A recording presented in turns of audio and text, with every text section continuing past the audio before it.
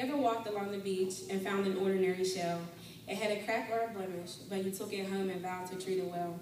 Not because it was spot-free and not because it was perfect, but because somehow that crack told a story and you gave it purpose. Imagine you being a part of the beach, a million other shells, strangely similar with different stories to tell.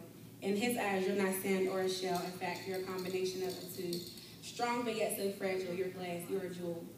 And when glass is made, the sand is crushed and then heated.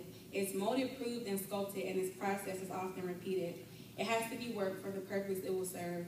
Some are square, some are long, but they all have some curves. To suit their purpose, some get stretched very, very wide, while others are fit to just sit on the shelf and some come out the fire in a short time. I can tell you all about my firing process and how God had to clean me up, to absolutely purge me and keep my spiritual bank account from going bankrupt. He wants us in his spirit to see us how he sees, a polished and finished product, whole and complete. He takes all the cracks and blemishes and gives them an identity, untainted by this harsh world and free from carnality. Let me tell you a story on how the Lord had to save me. He had to do a work in me and had to set me free from the low self-esteem, from the anger and the pain. Put me back together so that he and I would be on the same page. It started last fall in the form of a heartbreak. Someone that I loved made a terrible mistake. My heart was crushed in pieces and I didn't know how to recover. I questioned God so many times how I could ever love another. I felt so unwanted, so rejected, and I didn't understand how I let myself get this way all over a man. That feeling of losing yourself and being so ashamed, not knowing where to look because church is a reminder of how you lost you in the first place. Feeling like I had a big X on me and left to bear this sin alone, because if I had all this going for me and still got hurt, then there must be something wrong. Feeling like the laughingstock and that your life is a big scandal, that everyone seems to know a big secret that you don't, it's just too much to handle. And how many tough pills I had to swallow to stay afloat in this thing called life, in order to avoid swallowing some tough pills to stay afloat in this thing called life. I went through some crazy drama and took blow after blow, to the point where I questioned if God existed because I didn't really know.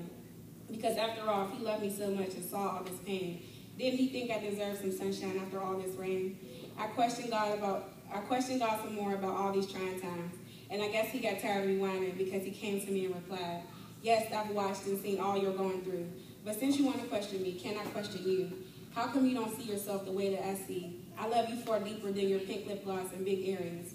Why do you care so much if others agree with what you do, when I've commanded you to please me and show that self-approved?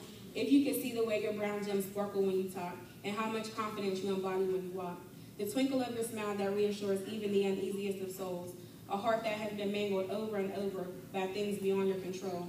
I see a heart for God and lungs that only desire to speak, words from a tongue that is destined to save lives, because that's what I see. And then you tell me you wanted to mentor teenage girls. Do you think I can let you tell them only about the good in the world? I can't have you telling them that life is all rainbows and sunshine, because even my only begotten son had to die before he could rise. Your first assignment has been watching you from the very beginning, to see how you'll handle this and come out winning. I know she's a piece of work, but she's starting to come around. Make sure you show her the right way, and don't you let her down. And I know that you heard, and I know what I've told you. And this is just a stepping stone, some obstacles I created for you. I know you feel lied to, and I know you feel misled. But it's not fair to blame others when you should have slapped my face instead. And it's not your fault, so stop being so ashamed. In your humbleness, I will exalt you, and that's my kind of thing. And with all that being said, God has released me to tell you some lessons that I've learned as a result of what I went through. So I'll begin with this, in case you didn't know. The blood of Jesus Christ can wash you white as snow. Next, in case anyone hasn't told you today, you're beautiful, you're precious, and marvelous in your own way. And you are most certainly worth all the dreams that you have. There's no reason for you to ever settle for anything less than. Not your goals, not your family, not your friends, or your dude.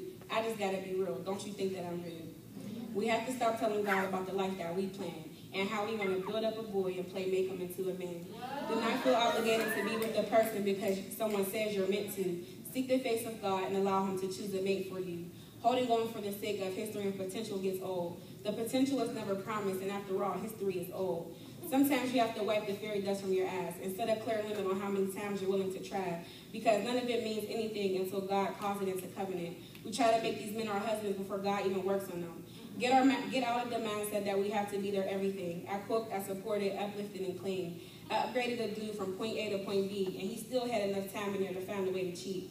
It's most certainly not a man's job to give a woman her crown, only to recognize it and do nothing to devalue it or let it fall to the ground. A man that truly loves you only wants you to change for the better, and he'll always defend your honor and you'll make it through the storms together. And we have this sense that we have to stick and stay no matter what. But I think it's time that we let these men upgrade us. And we have feelings too. So that excuse that he gets to act a fool because he's a man sounds like his biological makeup can somehow supersede God's plan. And God had to sit me down and speak to me alone. He told me he wanted me to mature, not just to be grown, because he had too much purpose and too much calling on my life, that I was his precious work of art and deserved to be away. He let me know that he caught every single tear and that he would always carry me, and I had no reason to fear. It took a little while, and I took a lot of loss, but the person he created, she was really worth the cause. This Dara is a little wiser and a little more down to earth. And since I've drawn closer to him, he has shown me my true worth. I call 2016 the year of dreams and nightmares because I was blessed and accomplished a lot, but in turn I had to face my worst fears. And with all that being said, God gave me some answers. Hand delivered me my dream of going to dental school on a pretty silver platter. So if God is calling you alone and wants you to be by yourself, in the form of breakup, job loss, or even your health, hearken unto his word, and yes, the fire may hurt, but God's fire is the only fire you can go through and not get burnt. Amen. Yeah.